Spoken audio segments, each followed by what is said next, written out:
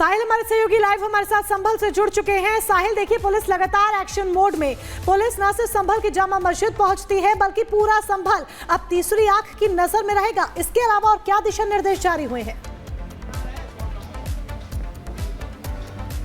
हाँ जी बिल्कुल, अब कहीं ना कहीं संभल के अंदर लगभग 300 से ज़्यादा जो सीसीटीवी कैमरे हैं वो लगने की तैयारी हो चुकी है। जो बिल है वो पास हो चुका है और ये माना जाता है कि आने वाले दिनों में संभल के अंदर जो है सीसीटीवी कैमरे लगाए जाएंगे और ख़ासतौर पे सीसीटीवी कैमरे के अलावा जो ऑडियो रिकॉर्डिंग है, ऑडियो रिकॉर्डिंग भी लगेगी, जिससे कोई भी जो एक्टिविटी है वो नज़र आती रहे और क्या बातचीत हो रही है लोगों में वो बातें जो है पुलिस मॉनिटर रूम में पूरी तरह सुनाई देगी। तो इसको लेकर जो है तैयारियाँ शुरू हो चुकी है, क्योंकि अब पुलिस का कहना है कि कुछ संभल के जो संवेदनशील इलाके हैं वहां पे 360 डिग्री की जो सीसीटीवी कैमरे हैं वो लगाने काफी ज्यादा अनिवार्य है। वजह यही है कि पुलिस की जो मॉनिटर रूम बनाया जाएगा वहां से जो एक्टिविटी है उस पर नजर रखी जाएगी, जिससे कोई भी जो शख्स है संवेदनशील इलाकों में माहौल को खराब करने की कोशिश करेंगे तो इन्हीं कैमरों के जरिए जो है उन्हीं चीजों पर जो है नियंत्रण पाया जाएगा। ये तस्वीर आप देखिए, ये मस्जिद के बाहर की तस्वीर है। इस तरीके की जो सीसीटीवी कैमरे हैं वो आने वाले दिनों में पूरे संभल जिला में लगेंगे। बिल पास हो चुका है, लेकिन अब पुलिस का कहना है कि अब कहीं ना कहीं जो तैयारियां और ज्यादा जोरों शोरों पर चल रही है। आरोपियों की धरपकड़ का जो मामला है वो तेजी से चल रहा है और इन्हीं सीसीटीवी के जरिए जो है वो मॉनिटर किया जाएगा। पुलिस का कहना है कि एक मॉनिटर रूम बनाया जाएगा जिसमें पूरा तरह जो डिस्प्ले है वो देखा जाएगा और 24 घंटे शिफ्ट वाइज जो है यूपी पुलिस के जवान जो है वो मॉनिटर रूम में मौजूद रहेंगे और संभल में हो रही हर एक्टिविटी पे खासतौर पर पुलिस की पैनी नजर रहेगी। क्योंकि इससे पहले देखा गया था कि एडिशनल एसपी ने यह भी जानकारी दी कि कल देर शाम जो है संभल के कुछ इलाकों संभल में चप्पे चप्पे पर निगरानी पुलिस की होगी और 24/7 पुलिस का पहरा होगा। जुड़ने के लिए, जानकारी के लिए धन्यवाद आपका। बहरहाल आगे बढ़ते हैं, अगली बड़ी खबर का रुख करते हैं, क्योंकि दिल्ली में आखिर कौन रच रहा है दंगे की साजिश।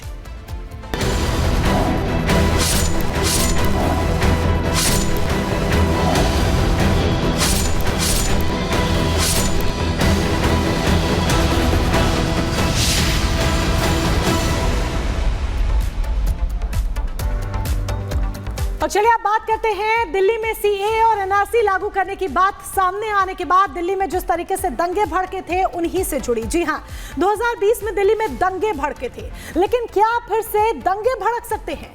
क्या दिल्ली में हिंदू मुसलमानों के बीच दंगा भड़काने की साजिश रची जा रही है? आज हम इस गंभीर मुद्दे की चर्चा इसीलिए कर रहे हैं क्योंकि करावल नगर से चुने गए बीजेपी के विधायक मोहन बिष्ट ने दिल्ली पुलिस के एक अधिकारी पर 4 ऐसे बड़े आरोप लगाए हैं जिन पर चर्चा करना जरूरी हो गया है। मोहन सिंह बिष्ट ने पहला आरोप लगाया है और दावा किया है कि दिल्ली पुलिस के एक अधिकारी जिसका नाम रिजवान है वो दंगा कराने की साजिश रच रहे हैं। बीजेपी विधायक मोहन सिंह बिष्ट ने दूसरा आरोप लगाया है कि रिजवान जो दिल्ली पुलिस में अधिकारी हैं वो हिंदुओं को टारगेट कर रहे हैं। तीसरा बड़ा आरोप जो मोहन बिष्ट ने लगाया वो ये कि 5 साल पहले दिल्ली में दंगा हुआ था, लेकिन रिजवान ने दंगे के करीब 5 साल बाद 35 हिंदुओं को दंगा भड़काने के आरोप में नोटिस आखिर क्यों भेजा और अब क्यों उन्हें टारगेट करा जा रहा है। मोहन सिंह बिष्ट ने चौथा आरोप लगाया है और कहा है कि हम गृह मंत्री अमित शाह से मांग करेंगे कि अगर रिजवान को समय रहते नहीं रोका गया तो रिजवान हिंदू मुस्लिम एकता में बड़ा खतरा पैदा कर सकते हैं।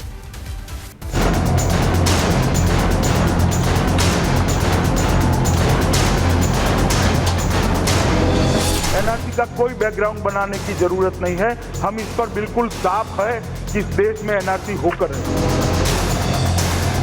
साल 2020 में जब देश में सीएए एनआरसी यानी नागरिकता संशोधन कानून लागू करने की बात कही गई थी, तब दिल्ली में सीएए समर्थक और प्रदर्शनकारियों के बीच दंगे भड़क उठे थे।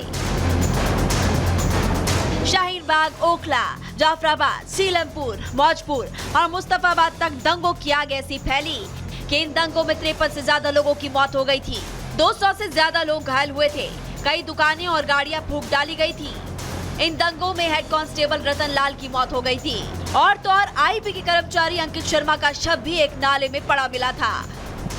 फरवरी 2020 में ये वो भयानक समय था जो हम सब ने देखा, लेकिन 5 साल बाद 2020 के दंगों जैसी आहट की आशंका फिर जताई जा रही है तो हर कोई केवल आरोप मात्र से सहम रहा है, क्योंकि बीजेपी विधायक मोहन बिष्ट ने जो आरोप लगाए हैं वो बेहद गंभीर है। मोहन सिंह बिष्ट कह रहे हैं कि दिल्ली पुलिस के एक अधिकारी रिजवान हिंदुओं के खिलाफ काम कर रहे हैं। मोहन बिष्ट का आरोप है रिजवान ने 2020 के दंगों के आरोप में 35 हिंदुओं को दोषी बनाया है और रिजवान ऐसा लगता है हिंदुओं को टारगेट कर रहे हैं, जिससे दिल्ली में दंगा भड़कने की पूरी गुंजाइश है। 2020 में जो दंगा हुआ था, कुछ पुलिस वाले इस करावल नगर थाने में आकर के अब दंगे की स्थिति को दोबारा से लाना चाहते हैं। इसमें एक रिजवान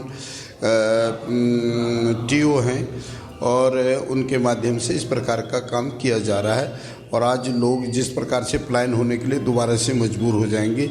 हिंदू मुसलमान की एकता को ये खतरा पहुंचाने वाला व्यक्ति है। इसकी शिकायत सीपी से भी करेंगे, गृह मंत्री जी से भी करेंगे। मोहन बिष्ट ने जिस तरह के सनसनीखेज आरोप लगाए, उससे तो अब दिल्ली की बीजेपी सरकार में खलबली मच गई है।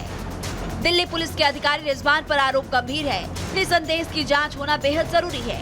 दंगे भड़के, माहौल बिगड़ा, इससे पहले ही माहौल बिगाड़ने वालों के खिलाफ एक्शन होना बेहद जरूरी है और अब इसकी मांग भी उठ रही है। Bureau report, Republic Bharat. तो क्या एक बार फिर से 2020 दोहराने की साजिश रची जा रही है? अभी थोड़ी देर पहले ही जब हमने मोहन सिंह बिष्ट से बातचीत की तो इस मुद्दे पर उनका क्या कहना था वो भी जरा सुनिए। जो मैंने कहा है वो बिल्कुल सत्य है और सत्य से कोई उसमें ऐसी कोई बनावटी बातें नहीं है।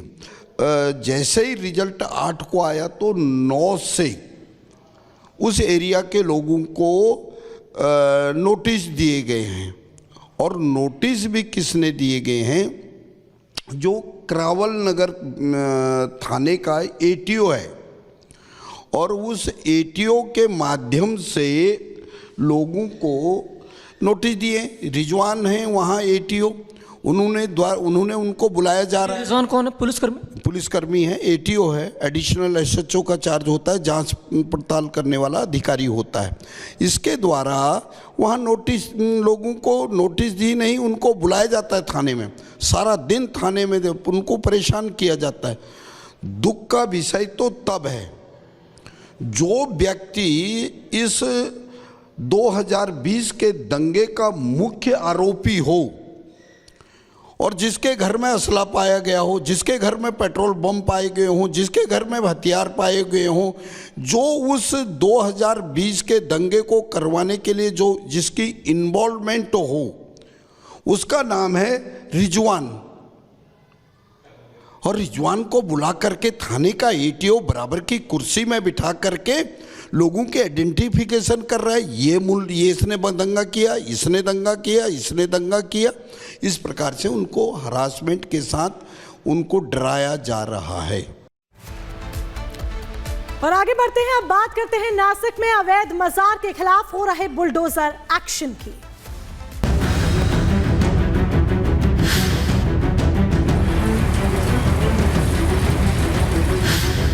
अनधिकृत बांधकाम जो है वो निकालने की हमारी मांग है और वो निकालने का काम कॉर्पोरेशन की ओर से चालू है। नहीं पूरा हो गया तो हम जनता के साथ रास्ते पे रहेंगे।